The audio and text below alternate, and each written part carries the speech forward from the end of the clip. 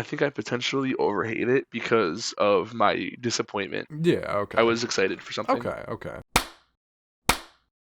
Hello, everyone. My name is Shiloh. I'm here with my co-host, Micah. Duh. That's him. And we're coming back at you here with another episode of the New Music Podcast. Last week, we took a little bit of a break. We both just had some things going on.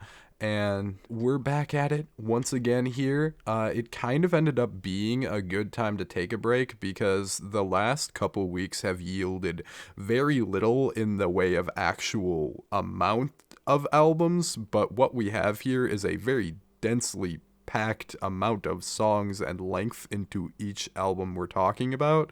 So even though we're going without one of the weeks, we still only have 4 actual albums for you here, but it's like the length of what might be some of our 2 episodes put together as far as the length of the albums themselves.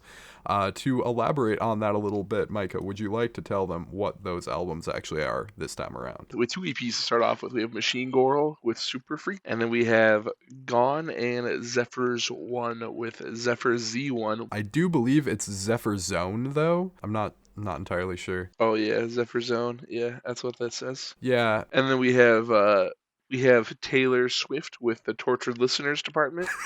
And then we have Pearl Jam with Light Matter. There we are. And then we have Future and Metro Boomin with We Trust You. That's actually the name of their tour now. Oh, really? Yeah. That's funny. I was doing a meme. Yeah, I know. And then we have English Teacher with This Couldn't Be Texas. It couldn't be. No. He did say all of those album titles wrong, but I'm pretty sure y'all get the bit. So let's roll right in to our EPs. All right. Starting us off, we have Pittsburgh-based duo Machine Girl. Yes, indeed.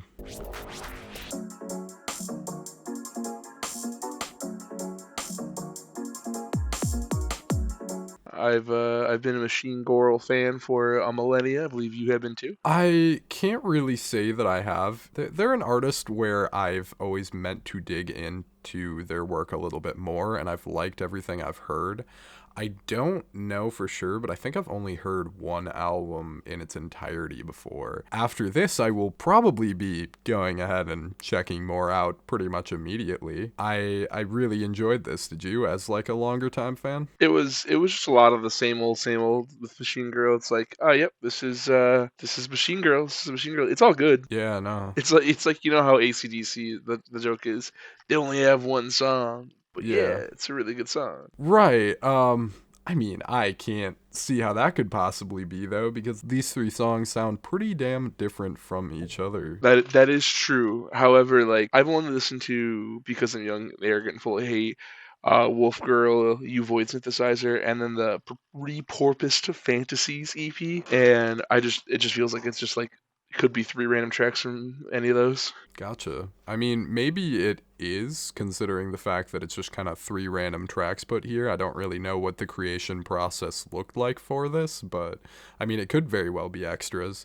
I noticed that they all sounded like they could have came from different projects. I mean, they all kind of have the same thing going on with like the sort of rapped kind of fast vocals that are all mixed, like kind of washed in and sound off in the distance with like louder synthesizers, and a lot of the approach to how it's produced definitely seems the same. But I mean, the first track is a lot more just pure chaos, and then the other 2 seem more like they could be like abstract dance tracks, if you know what I mean. Well, track 2 is called Dance in the Fire. That's true, and I didn't really take that into consideration. I think it's a pretty fitting name. Not gonna lie, I'd be super fucking sick to just go to a Machine Girl show. Yeah, that'd be probably a good time, I have to imagine, because this shit does make me want to dance. I really hope the new album that they can release, if they do release a new album, I don't know what's on store for these guys, is just like these 3 tracks.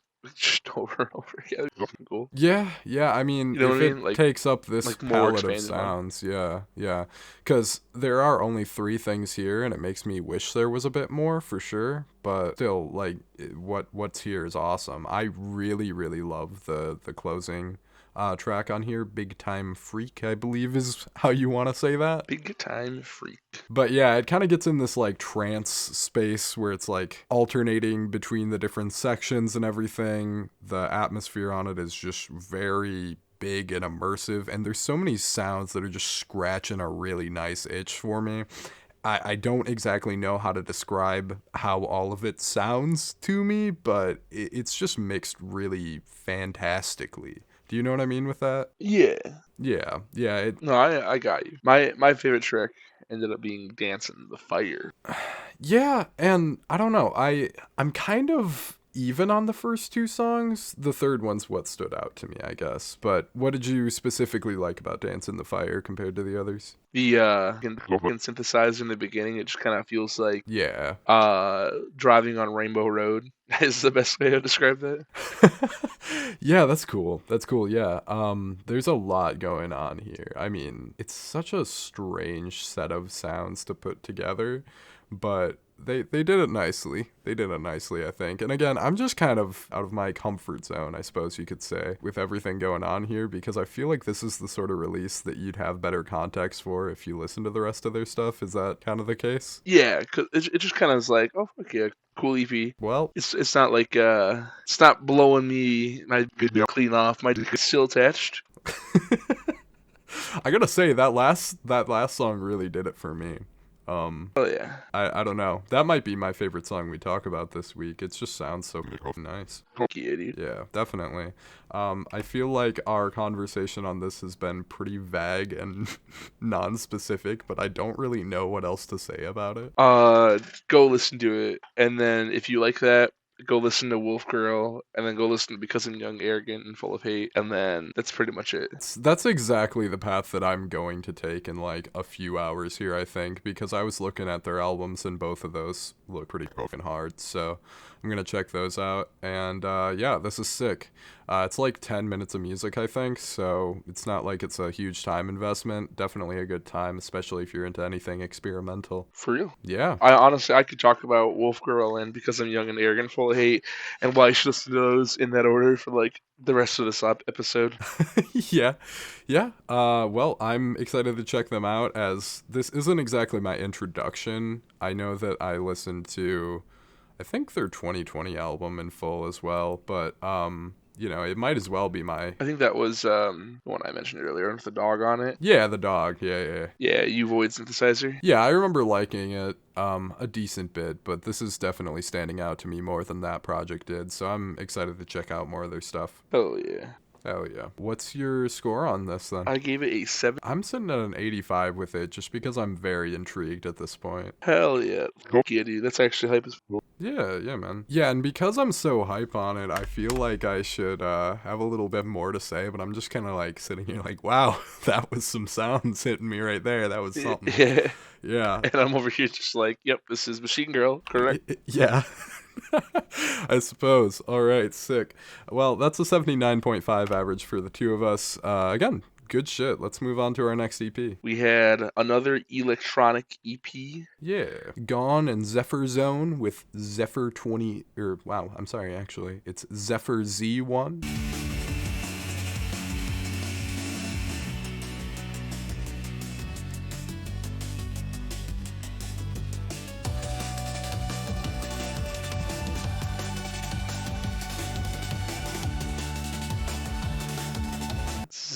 Swiffer Sweeper. ShamWow. This is that's a mouthful, isn't it? That's a lot to say. Zephyr is a really cool word, but I don't really know what it means. It's an item in Teamfight Tactics. I think it's in a Minecraft mod. Probably. Yeah, I think that's where that's ringing a bell for me. But I think that's kind of fitting that we both made video game references, because this feels like some like retro kind of Nintendo like happy upbeat video game nostalgic vibes. You know what I mean? Yeah. It's the genre tag is called Chiptune, and I've never heard of Chiptune as a genre tag. You know, I have, but that's something where I'm again pretty unfamiliar. We're really just out of my comfort zone entirely for the start of this. I'm pretty comfy on like electronic music. This kind of I can't really name drop the the artists reminds me of because they're mega canceled. Oof, that's rough. Well, hey, at least this is a good version of it, so right? Yeah. Yeah, no, this definitely scratches the itches that like you know how you were like, oh dude, my brain itchy for your machine. This is my version. Yeah, it scratched the right itches in my brain. And this one did too at times. Like there's some sounds on this that just really did it for me.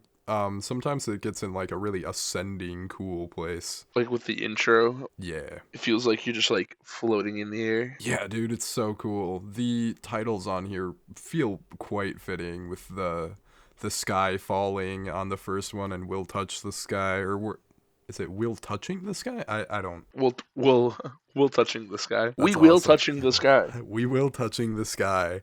That title confuses me, but I like it. It's cool. Either way, yeah, it kind of feels like an album that's floating up in the sky, or EP rather, I guess. But yeah, it's Yeah. got that super bright and blissful vibe to it. And another thing that you maybe just realized, with the track titles, it's like it says next time, sugar. If you get rid of the intro and outro, it's like Oh yeah. see you next Huh. time. Haha. Nice. And Nice. the Yeah, I like that. album cover goes hard. Yeah, it's really nice. It fits very well because again, kind of getting in that like nature space with it, but it's still like a illustration. I don't know. It's sick. Yes, sir. Yes, sir. Yes, sir, indeed. Other than that, I just circle back to the things we were saying about Machine Girl, and this is pretty much what I have to say about this. Right, yeah, really, like, we're sitting with some electronic stuff here that just kind of has some nice palettes to it in general. Like, it's all just very smooth on the ears. I will say the one moment on this project that kind of took me out of it was the more high-pitched sounds at the back end of Sugar were like a little bit grating on my ears, but I could also see how you would just like them a lot too. So I don't know. It's interesting. I just realized under the popular user reviews for this EP, the actual artist Gonnn 04 is he announced the second part he's gonna do in a few months Oh, nice. because this is part one. Nice. Yeah. Now that you say that, I think I saw the same thing, and I'm excited to see where all this goes because yeah, I'm also going to go ahead and check out the other Gone projects here because Void Volume 2 has a super sick cover. I love that. And it all looks cool. It's all cats, bro. It's all cats. We love cats here. It's great. They have an album slated for 2027. That's crazy. That's a ways out. But hey, gotta get that ambition going. Love it. Love to see it. This is super cool though. Like again, I don't even know what genres or specific sounds to really stick to this. Like it's got kind of a similar palette, I guess, to that Gum.mp3 album we listened to a little while back too. But I feel like if you're That was a good one. Yeah, it was a good one. Yeah, but I feel like if you're actually in these electronic music spaces, like you'd want to kill me for saying something like that. But that's all it really reminded me of, and that's the point of reference that I'm working with.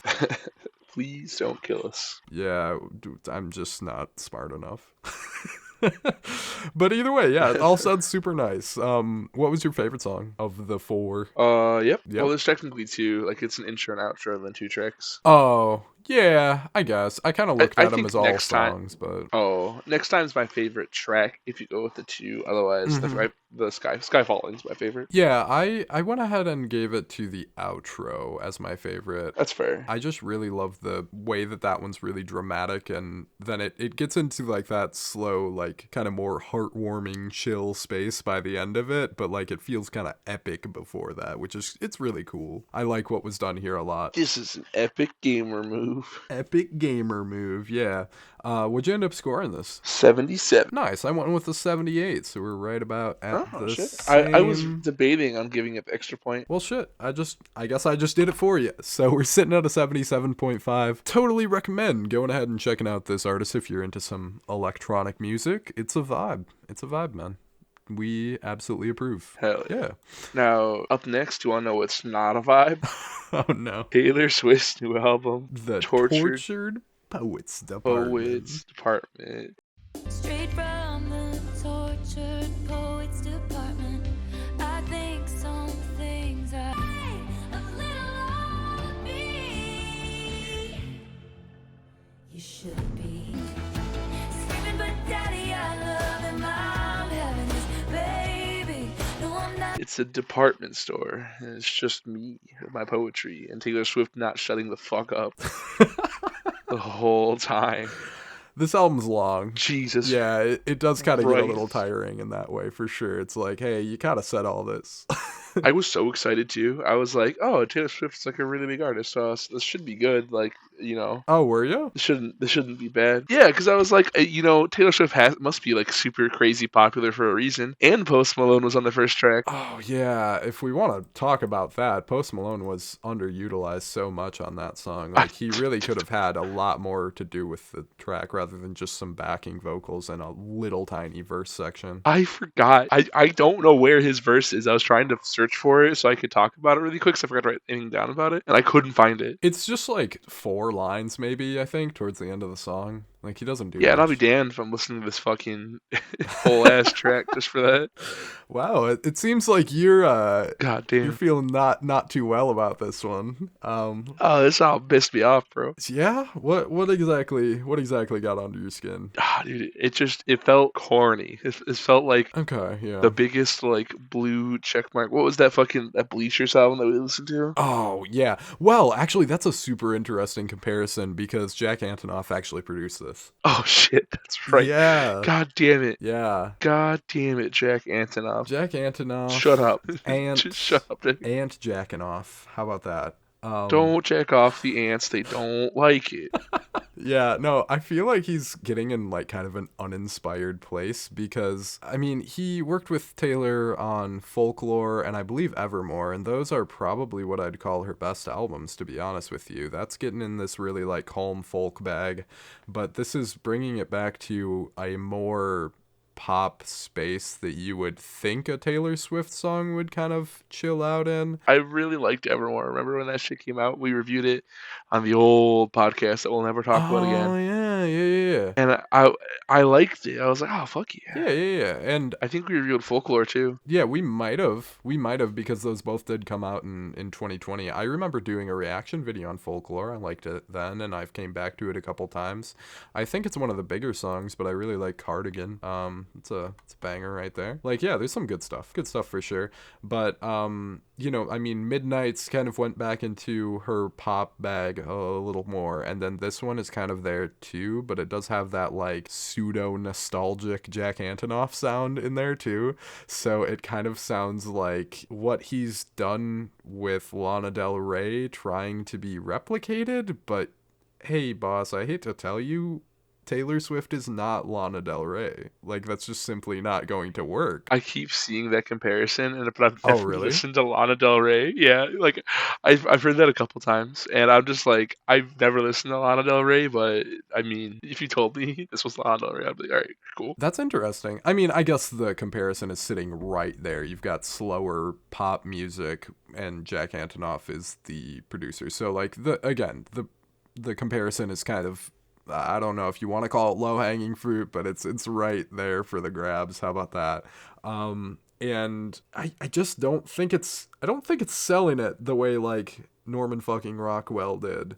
Because that was kind of a better take on this sound. I don't know. You said you're not really familiar with Lana Del Rey's music that much? I've never listened to Lana Del Rey unless you've played it near me. Really? I probably I've been have, meaning but to. I don't know. I don't know, man. I don't really hate this album, but I can't really bring myself to like a ton about it either. I'm sitting in a really mid space with this because I don't know. Like, there's not a whole lot that makes me be like, oh yeah, this is specifically bad. In fact, most of the time I'm just kind of vibing with it when I turn it on. But also, like, it doesn't have the big hooks like you'd want a Taylor Swift pop song to have. It doesn't have like really defined and trimmed down song structures to make the songs more fun or anything like that. I mean, it's really strange because it doesn't even seem like this is going for mass appeal the way that you would think a Taylor Swift album would, because most of these songs are like 5 minutes long or something crazy, and there's just not a ton like grabbing you right away. But I don't think anything really sounds bad. Actually, there is an exception to that a couple of times, but for the most part, I don't think anything sounds bad. I really hastily did my notes because this album ended up pushing it over into the like hating section for me. Oh, wow. I lost where I wrote it down, but I wrote down like specific lyrics that were just like, okay, bro, what the fuck? Why I just saw this damn like, shut up, Taylor. Oh yeah, no. That's totally fair. That's absolutely facts, because sometimes she gets in really toxic at times, and that's kind of unappealing. But also, it's unappealing because you're Taylor Swift. Like, I just have a specific thing in my mind where it's like I can't necessarily take you seriously saying all this. Who's Afraid of Little Old Me, I think is the full song title. Dude, I can't. I'm sorry. This is cringe. Like, You know what's funny? The track after that, I Can Fix Him. No, really, I can. Fucking, I'm just like, bro. yeah, fuck off, man. That's like, yeah, it's. Here, I'm just gonna. She doesn't have a very likable personality on this album. I'll just say that much. Like, she's just not really painting herself in the best light with these lyrics. Yeah, bro. Yeah. And it's so funny because we had people thinking that she was going to do the Taylor's version of Reputation next, and Reputation was kind of her like edgy era when she went kind of like this again, but instead of doing the Taylor's version of that previous edgy album, now she's just making an entirely new album that has that same like, oh, actually, I swear sometimes vibe to it. Oh, does she swear in some of these tracks? I didn't even notice. Yeah. There's a. Here, down bad has the explicit tag. Yeah, I can't remember what song I wrote that down for, but I'm just saying like the vibe of it in general is, yeah, the Tortured Poets Department, the title track on here definitely has like a awkward F-bomb in there someplace.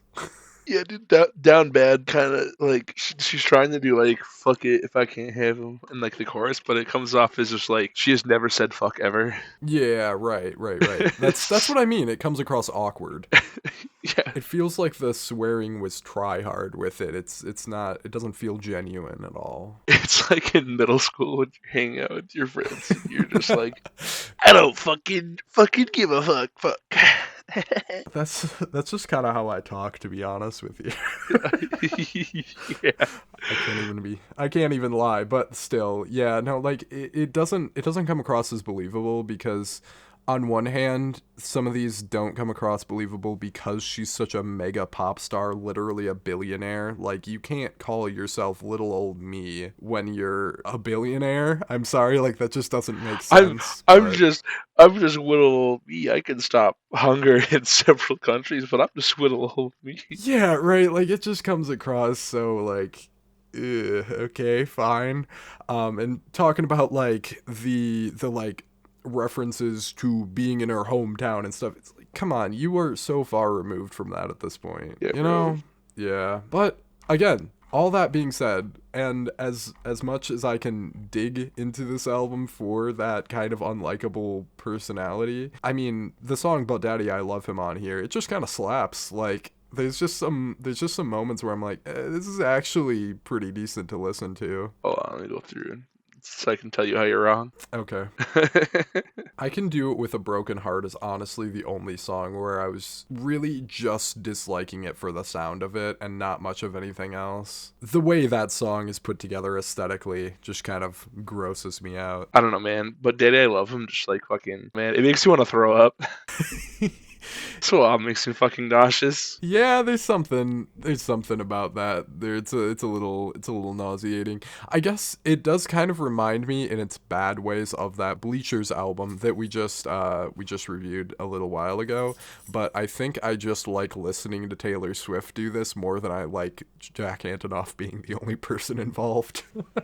Cuz I mean, at least there's a vocalist I kind of want to listen to. I mean, I had to go back and make sure. Like I couldn't remember what my Bleacher score was, so I went back on album of the year and I looked really quick. Okay, I was just all right. I was making sure that I wasn't being over dramatic. Okay. I'm grounded in my opinions. You're grounded. You're grounded. Grounded. You're grounded. Go to your room. Yeah, all of the Taylor Swift fans are gonna be like, "Yeah, fuck you." You are grounded. You're canceled. Come out and your shit is canceled. Yeah. Oh man. Who is Florence and the Machine? You don't know Florence and the Machine, really? Oh, that's weird. It's like, I mean, it's kind of like a little indie rock thing. They're Yeah. highly rated. I don't know. I really kind of thought you would be into them already. That's interesting. Nah, dude, they're way too popular. Huh.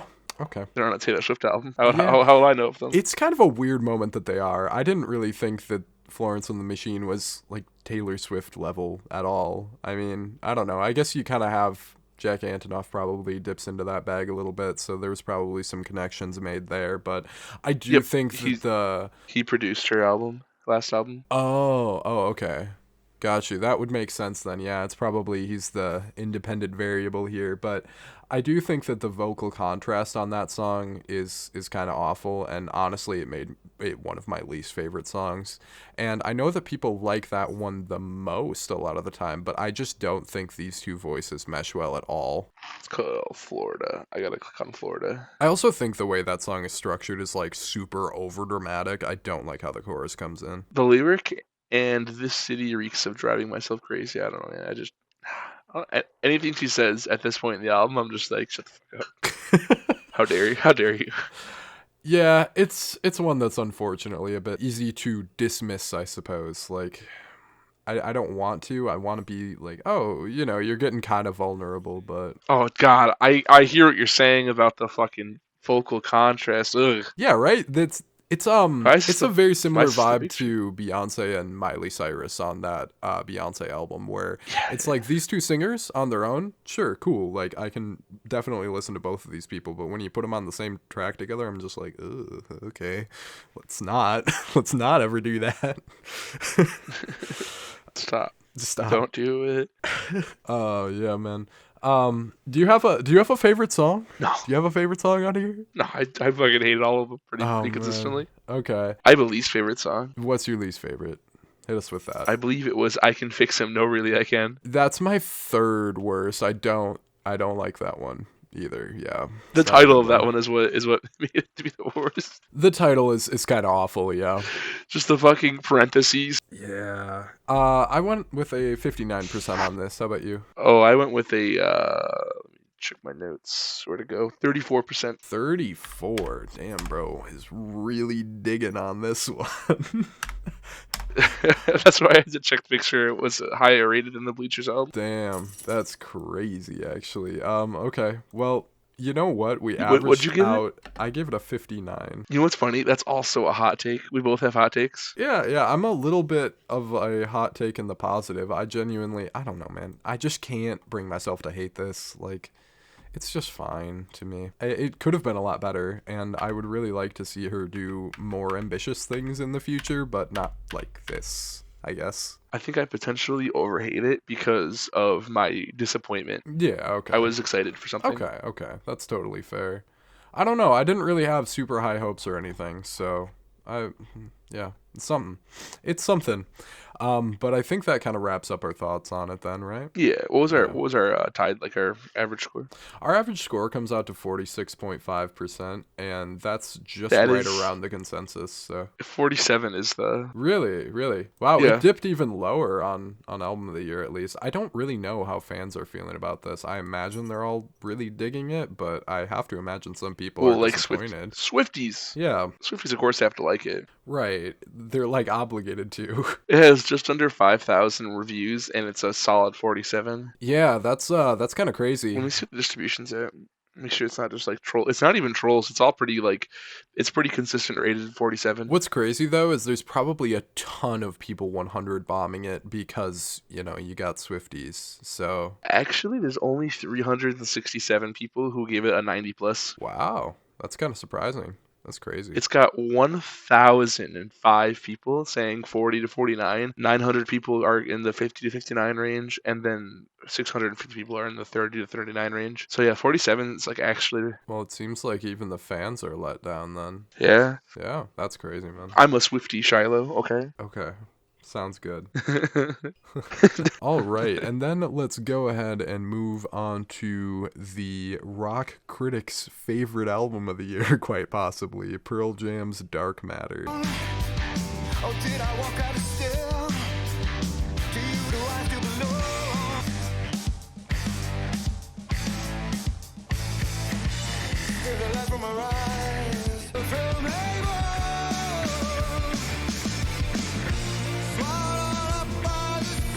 No. My favorite album, Pearl Jam, Dark Matter. Your favorite album of the year? Hell, Is that so? yep. Is that so? It was produced by world famous best producer Andrew Watt, aka Yeah. Watt. Yeah. Oh god, I'm gonna throw up. Yeah, man. You ever say something so wrong?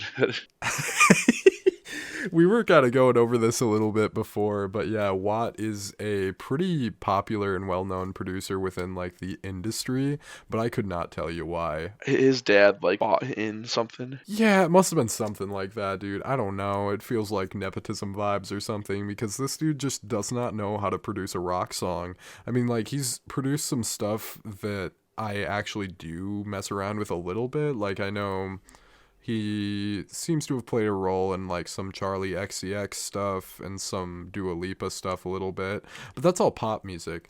I think that when it comes down to rock music being produced by Andrew Watt, I can't stand this, man. Like, the mixing here is really the elephant in the room. Bro, he's always holding a guitar like he's never held a guitar before. Every photo. You know, that quite possibly might be the case because just... I don't know, man. Just to kind of get into it a little bit more, like, the actual songs here, pretty decent, right? When you say, like, the way that this album was kind of structured and everything seems perfectly fine to me, I guess. Yeah, it's How all do you it's feel all about okay. that? Yeah. Pearl Jam, bro. It does kind of just sound like a modernized version of Pearl Jam, which isn't exactly something that I needed in my life. Whoa. Yeah, like the nostalgic like 90s vibe of that first album is kind of a lot better of a vibe for me currently, and like Vitology has some good stuff on it too and whatnot, but I mean, yeah, in 2024 I don't really know if I need to be hearing this post-grunge aesthetic being brought to like the really mainstream rock sound, because it really is just filling up that particularly ugly space of alternative rock where it's mixed like this. The drums sound scratchy, it all sounds overblown, it sounds like, you know, your different channels are just getting blown out by the sounds being too loud, and then you just end up with some slop somewhere in the middle. Like, these songs aren't that bad, but I just can't get into the aesthetic of the project at all. If I can hear Eddie Vedder like pronouncing his words, I don't like that. All I want to hear is even, bro. Whoa. That's all I want. Yeah. I don't want to hear. I don't care about your lyricism. I just want you to fucking mumble something. Yeah, there is like a lot of emphasis put on that. Yeah, I want you to mumble something and then just yell the chorus. That is another problem that I had with it too, is that the lyrics do feel like there's a fair bit of emphasis placed on them, but it's all kind of cornball. It's very cliche. Yeah, like here, random song, "Waiting for Stevie," which is also Oh, just God. fucking. That's a track name. I'm at 3:12. You can't take or give what you got. Yeah. What the right. fuck? No, is that whole song is that though. That one in particular really feels like it's got the biggest like cornball vibes to me. And I know a lot of That's people so are liking it too, but I just can't see it, man. I'm sorry. I picked a random track just out of them. Yeah, and it ended up being what I would call the clearest example of what I'm saying. I mean, this is all just kind of in one ear and out the other, but like it could have sounded a lot better than it did if it was mixed and produced better. This isn't good enough to get hammered to at a bowling alley, so that also loses some points there. Like if I could get hammered at a bowling alley and just like listen to this and go, "Fuck yeah, brother!" Like not even that's not even gonna happen. No one's gonna ever give a shit about this album again. Besides, let's see who's reviewing this really highly right now. No, dude, no. So many people are. That's the thing. It's like the people who really Kerrang. love this only love this kind of music. That's the thing. But yeah, like there's a lot of critic scores sitting right around that perfect range, like the 90s and 100s and so on and so forth, and it's all just like you know, Spin gave it a 91. They're the only one who gave it like a 1 in there because they wanted to be different. Right. Well, they go by percentages, it seems like, because Sputnik Music is kind of the same way, and so is Pitchfork, but Pitchfork's got Pitchfork gave it a 64. Pitchfork knows what's up. Yeah, they got a score that's a little bit more in the realm of reality, if you are to ask me, because there's absolutely nothing about this that makes me want to come back to it. It was mostly just fine while it was on, I guess. I don't know. Yeah. Yeah. I'm going to hear this on 94.1 when my phone's dead. Yeah. on the and I'm going to have to deal with that. Yeah. J.O. hard rock to blow your fucking caca. Something like that, man. I'm gonna give them credit though. They do seem like they're just jamming though. Yeah, and I can This is particularly notice that on a few songs here. Let me see which ones I did end up liking quite a bit. Yeah, the song Running is fun. If it was more like that, and like Dark Matter was fun too. I do particularly enjoy yeah. both of those. I liked Scared of Fear. That was my favorite track on the album. That ended up being my third favorite. That one is also pretty positive. Like, you know, I mean, again, there's not really a ton that's making me want to come straight back to it. And there's stuff that I think is a little bit more energetic or more unique that I would come back to first. But those ones are definitely nice while they're on. Yeah. Yeah. Do you have any songs that are not nice while they're on? Do you have any, like, specific low points? Something Special and Got to Give are my two like Okay. Both of those my two ones. Otherwise, everything else just kind of teeters off. So I really didn't have any strong opinions. Yeah. Besides that one track that I was reading the lyrics off of, I think it was Waiting for Stevie. Waiting for Stevie is one of my least favorites, as well as Wreckage. I like these songs are like 5 I'm gonna give minutes. Waiting for Stevie my least favorite. Okay, you gonna switch around there? Just because it's so fucking. It's the longest song out of my least favorites. Yeah, they're all long. Like, these did not need to be long songs. This could have easily been like a 30-minute album instead, and I think it would have been a lot more enjoyable. Because these ones all kind of drag their feet. I find myself wanting to like this, but it kind of also does all of the things that I don't like about mainstream rock music. If this, I'm not gonna lie, man. If this was like not Pearl Jam, if this was like even just some other random like fucking popular rock band, we would just never talk about it. No, yeah, it really would have been something where nobody would have paid attention. I mean, I guess that's one way to put it, is if this wasn't Pearl Jam, who would care? This is the most blue check album ever. Oh, yeah, dude. No, it really is, because you have somebody who's deep in the industry producing it, who sucks at producing, and then it's a highly acclaimed band from 20 years ago. Yeah, and More than that. It all ends up sounding super washed out and dull. Boom. There you go. Bro. Blue check album. 10 came out in 1991. Oh, really? Yeah. I thought it was late 90s, but yeah, still, I guess. Okay. 90s, so more like 30 years, but still, I mean, whatever. That's crazy. Same difference. Yeah, it's that album feels newer than it is, because I recently... Also, what's this album cover? Oh, yeah, it's a fucking Lego Bionicle Eye of Sauron. It also kind of looks like a fingernail that's on fire or something. I don't know. Dude, the Lego Bionicle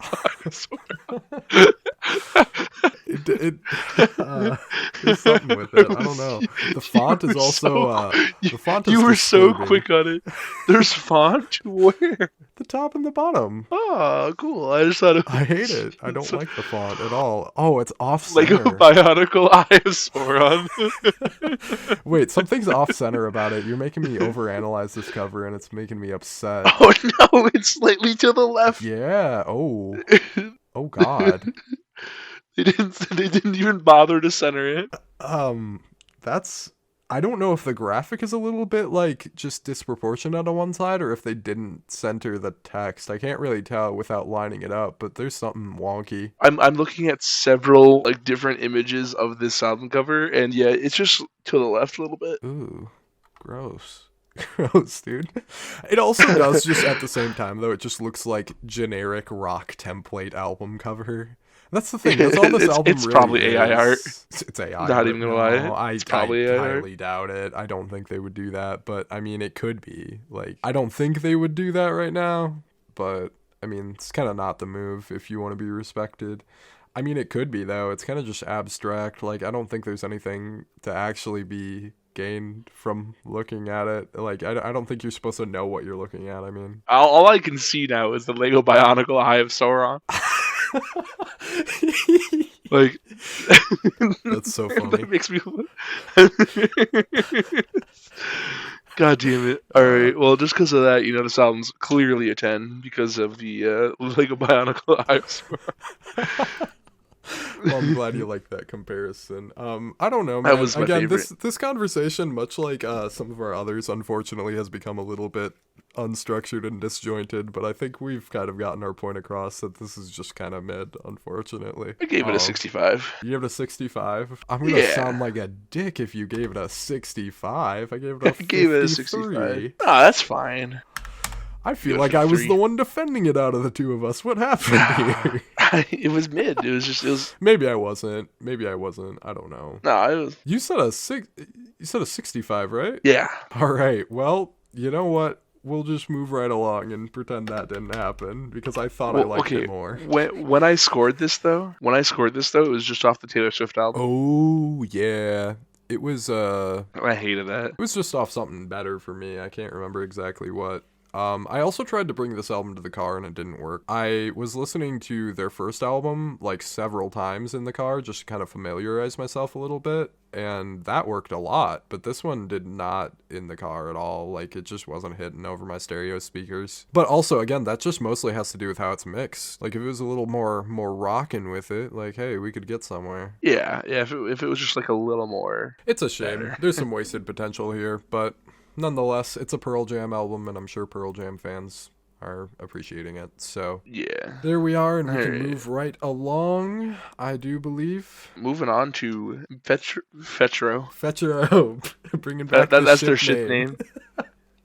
Oh man, Is this the second time I've done this? that is the second time you've accidentally said that. Yes. That's amazing, Fetro. We still don't trust you. I like good girls. I like good girls, yeah. But I love bad bitches, yeah. I'm ready for the photos. Show off my new outfit and show off my new bitch. Came to the party for the photos. Cutting the crack with the nail, weighing bill without the scale. I'm a free band nigga, I got crazy clientele. We still don't trust you. Man, these album covers go so hard. they do go Like, so I hard. wish this album was good. Fuck, man. They're starting to sound like my old landlord, man. What's that? We still don't trust you. Oh shit. That's true. They're starting to sound like my credit card agency, bro. They don't even give me one. They don't trust me. They laugh at me. But the tour, like I said, they started a tour recently, and now that's called We Trust You.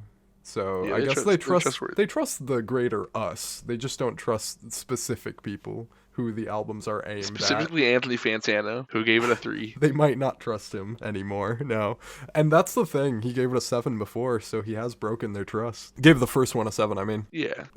yeah. But this is definitely a fall off from the first one. I'll say that Alright, much. I'm coming in hot. Okay. There's 2 good tracks on this album and only 2. Do you mean between both sides? Hold on. Are you about to say some Yes. insane shit? I am. Oh my god, you're about to say some insane shit. Okay, hit me. It's We Still Don't Trust You. It's the title track with The Weeknd. That Banger. that smacks. Banger. And then it's Show of Hands with ASAP Rocky. Those are 2 of the good tracks. I do love both of those. I will let you like any other Weeknd track, like Always Be My Fault. You can like that one. You're allowed. That's no, kind of lower I'm half sure- of the album for me. I'm not even gonna lie. I'm sure there's plenty of just fine tracks, but when I was 25 tracks deep on this fucking 2-disc album, I was just like, Jesus Christ, bro. I get it. How much time did you spend with this one? I gave it 2 full listens. 2 full listens. I don't think I did a lot more than that because of the enormity of it. Like, it is just too lengthy and there are too many songs here. But, like I said with the Pearl Jam album, I've been taking a lot of these albums to the car because I've been spending a lot of time in the car recently. I have no complaints with how this sounds on my aux. It really, like, there's not any moment of it that's in any way offensive to me. I think there's really mid songs. Oh yeah, there's so many mid songs. Yeah, right. Genuinely the only point in it where I sonically don't enjoy it like at all is the track Amazing, but it's such a shame because the atmosphere that it comes in with is so slick and so nice and I love it. But then there's that goddamn hi-hat that just like puts a hole in my eardrum. I hate it. I hate it. Why are we doing that with modern trap stuff, dude? Like, Wait, which track is it? Amazing interlude, track 7. Oh, the interlude. Yeah. The interlude that's a Yeah, full song, realistically. I don't know why it's listed as an interlude at all, but I don't know. That's the worst track on the album, easily. it's gotta be. And literally it's for what is a millisecond of sound to me. Because that hi-hat on there, oh my god. Kill me, bro. It ruins the whole thing. And it's just like one drum. Why? Like, why is that there? It's not even a drum. It's just hi-hats are cymbals. Well, yeah, okay. One percussion. You know what I'm saying. Fuck you. It's one percussion. No, I would say that's the only actually bad track on here. There's just a lot of mid. I mean, other mid, like if I'm going down the track list, Mile High Memories, don't care about. Overload, don't care about. Gracious, don't care about. That section of tracks, and actually the back half of the first disc entirely is like kind of spotty. Yeah, from like amazing all the way to the rest of it. Highly disagree, because Came to the Party is there, and Came to the Party is going to be one of my more replayed songs of the year. I haven't listened to this in a car. That is, I'll say that. Yeah, I don't think Came to the Party is necessarily like the best song or one of the best songs on here, but there's something about it that just really clicks when I'm in that setting, or when I'm just in anything where I'm not paying like super close attention to the music that I'm listening to. If I'm just vibing out, Came to the Party really hits. But maybe even more so, the song Love Bad Bitches, honestly, is fantastic. Let me go pull that one up. That song is incredible. Alright, Love Bad Bitches. And I mean, these are weird takes. Like, I don't know why I have these takes. I haven't heard people mention either of those songs.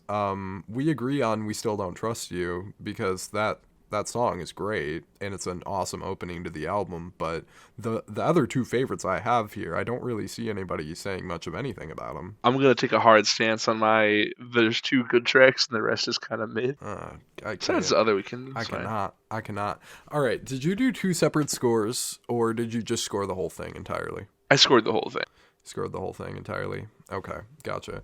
I don't know, man. This first disc, it's got a ton of mid on it. Like, it's overloaded for sure.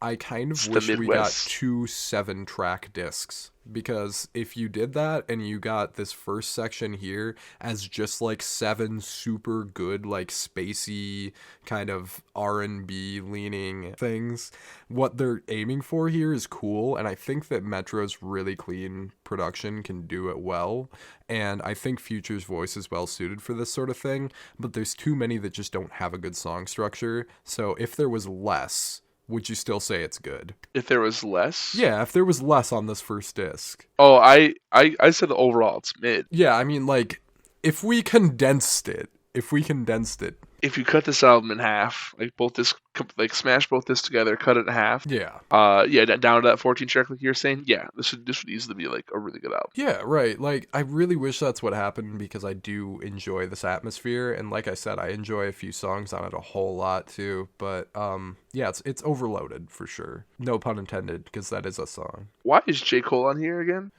Oh yeah, J. Cole. That is a whole moment with all the beef stuff going on, which is actually more prominent in the second disc. But yeah, he's here. He made a diss against Kendrick and then like apologized for it, and now he's on this album. This is like, my bad. Yeah, I guess he really said my bad and still appeared on the album, and is just fine. He's just friends with everybody now. The situation where we're currently sitting with the beef, and I don't know if it'll still be the case by the time this comes out, is very weird, because Drake made a response track, and it was pretty solid, legitimately. Like, he was laying down some pretty cold bars on there. And then I haven't gotten around to hearing it yet, but apparently he did a second diss track that has, like, AI Tupac. Whoa. Like, what? Yeah, but yeah, I guess J. Cole has forfeited the beef because he's still on here and he's chilling, so. You conceded. Yeah, he said, never mind, we're friends. Which is fine, and his feature is fine. Yeah, the beef is getting so weird, though. I don't know, man. But, second disc, what do you feel? What do you feel on that one? Second disc, best disc. Yeah, it's definitely a lot better. I feel like that's the coldest take I've had all week. Yeah, I think most people are liking it better. You just got the, like, bangers on here. This one just sounds like the first project. It sounds like We Don't Trust You, not We Still Don't Trust You, which I think is an improvement, because that album was better than this one. I believe ASAP Rocky has a lyric where he is like, "I should have been on the first album." Oh, did he? I know he's doing like subtle digs at Drake again on that, so he's kind of throwing his hat in the ring as well. Yeah, he's like, "Fuck you, bitch." Yeah. I think that's at least how people are interpreting that. This hasn't been pointed out, but there's a lyric on All My Life. Hold on. Wheezy out here. Wheezy out. Goddamn, All My Life kind of goes hard. I should have listened to the second disc a couple times. No, it really is. Yeah. Yeah. Okay, if we're gonna just wrap this up on the beef here, I noticed there's a line on fucking, like I said, All My Life, where he says, "I'm flying to Japan today. I'm gonna take me a Xan today." Okay, kind of reminds me of Drake on Sicko Mode, talking about taking a Xan on a plane or whatever. But then that then ties back in because Drake said that he's big in Japan on his diss track towards Kendrick. So I feel like it's like a tied in like diss at Drake sort of. I have no idea if I'm just overanalyzing that line, but I thought it was kind of funny. Wheezy out here. That's all I gotta say about that. Wheezy out. And also he like took back the melody on This Sunday. The Feel Away moment on that track was a Drake song that was written by Future, and now Future's doing the melody of it as to like sort of reclaim the song in a way, which I thought, hey, his digs at Drake on here are subtle but clever, I think. But yeah, that's kind of what this whole second half is. This the second disc is just kind of some bangers and whatnot. Yeah, for real. Yeah. I'll give it to you. I feel like I'm just yapping here, but there's so much lore, man. There is so much lore. Yeah, this has stirred things up. These two Future and Metro Boomin albums really have. They've stirred up a lot in the hip-hop community as a whole, but strangely the first disc on here is still just so, like, nothing to write home about. Fuck yeah. Yeah. I ended up separating my scores while we were talking from Okay. disc 1 to disc 2. If Okay. you do want those scores. Yeah, go for it. Hit me. Alright, so I'd give disc 1 like a 50. I think I'd give it 53 sort of down here. Okay. Sure. And then I'd give disc 2 like a 76. Whoa, you're feeling even more positively about the second disc than me. That's crazy, actually. I hit it with a 59% on the first half and a 68% on the second half. Overall, which is like my actual score, is a 58. 58? Are you like bringing it down because of the length of it? Is that kind of where you're sitting Yeah. with it? Okay. That's where it drags it down quite a bit for me. I did kind of the same as well. I ended up with a 63% for my combined score and my actual final score on the album as well. Just because it's a marathon, man. Like there's too much music. They just simply were doing too much, so I ended up with a 63. Yeah, what you said to Yeah. me, if Young Metro don't trust you, he gonna release too much fucking music. Yeah. He sure did. He sure did do that. Yeah, but weird moment in wider hip hop culture, but Oh wait, what was your score? Your overall score was a 60 what? 63. Aw, damn. You're like 2 off from the actual user score. Oh, am I? Yeah. Huh, well, there we are, I guess. Our average score is 60.5, so it might be close. Hell yeah. And then I think we can go ahead and move on to our last album for the week then, right? Yeah. Yeah. English Teacher. This isn't Texas. Not that terrorist down the street, but I have apocalyptic dreams. Copywriting R&B. I've been writing R&B. It has snowed. Friedrich will come out of his grave. But it could be. This could be Texas. Could be Texas. Which I suppose is the actual title we're working with. Yeah, weird one. Weird little indie rock type of thing, dealio. You tell me your opinions before I give my opinions, because I have some heat. Really? I Yeah. like this. I don't know if it's all the way there yet, but I think What's Here is really, really good. Like, I think they could do a little bit more. I understand the Black Country New Road comparisons, although I feel like if you get a like post-rock band with a British vocalist that's somewhat monotone, people just kind of end up there. But again, that kind of defines both this band and Black Country New Road, so it's like, I don't know, maybe it's a fair comparison. I think they do a lot instrumentally that's pretty beautiful on this one, though. I mean, these songs just sound super nice. Lots of layered instrumentation that works really well throughout it too. Yeah, I ended up like not really fucking with it as much as I probably should be. Really? Just because I ended up hearing like I was like, yeah, this is just like here what did I write down? I was like, it feels like art rock by the book a little bit. Like it doesn't really feel interesting from someone who's heard a lot of like pretentious indie music. This is like, oh yeah, cool, you made another one. I suppose. Yeah. I mean, like, you could go that way. It feels like critic bait, and it kind of put a bad taste in my mouth. Really? You feel that way? I don't think so at all. I feel that way just a little bit. I really don't. I mean, yeah, I'm the only one. But like, if it is, then most of the music we like is. I'll put it like that. A lot of music we like is. If this is, then so is all of the post-rock stuff we typically listen to. What post-rock do we listen to? I mean, what even is post-rock? Swans? Yeah, it's not very Swans. I was up. more talking like Black Midi or like art rock in general. Black Midi, Black Country New Road again. I feel like Black Country New Road and Black Midi get a pass because they've been doing something different. I think this is doing different enough though. I don't think so. I'm just kind of like, oh yeah, I've heard this album before. You really think that way, huh? I do. I know. I feel dirty. I mean, have you ran it back more than just like recently? No, I'm not. So that's why I'm not confident. It took a little bit to grow on me, so I will say that. When I started listening to this first, I was also just not really intrigued with the way the vocalist sounds. She grew on me throughout the runtime of the album, and then more the second time through. It's again kind of monotone a lot of the time, anyways. Very British sounding, I suppose. And I didn't even notice she was British. They are a UK band, correct? I didn't even realize. I do believe so. That explains everything. I hate British. No kidding. Like, my score's not so incredibly low. Like, it's still a positive score. Yeah, they're from Leeds. Hold on. Yeah, England. Yeah, okay. They're English. All right. Yeah, I think that there's a lot of emotion put into some of these songs that felt really genuine, and I think there was some writing across it that reads pretty well on here. I'm not gonna lie, I really liked the second track. The second track was really good. Yeah, that one's great. The World's Biggest Paving Slab. World's Biggest Paving Slab, yeah. Yeah, I love the idea of that one. It's a very abstract metaphor to go with, but it's one that I think is pretty compelling if you actually dig into it. And you know, man, maybe these metaphors that they're laying down and stuff are a little bit like pretentious, criticky stuff, but at the same time, I don't know, it works for me. The idea of not everybody gets to go to space was pretty entertaining to me. Did enjoy that one quite a bit as well. Hold on, I think I just realized what I was hearing a little bit. I'm hearing a little bit of like Sugar Candy Mountain. What's that?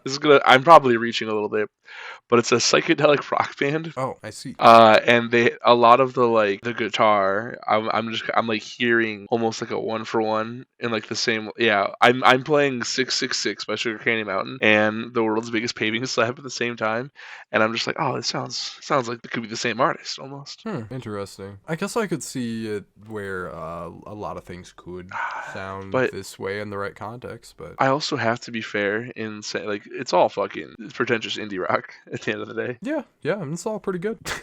Yeah, it's not bad. I feel like lyrically this album is doing a lot, and I think I could be sitting here all day really digging into it because I was trying to get my interpretations of a lot of what was going on with it as I went throughout it.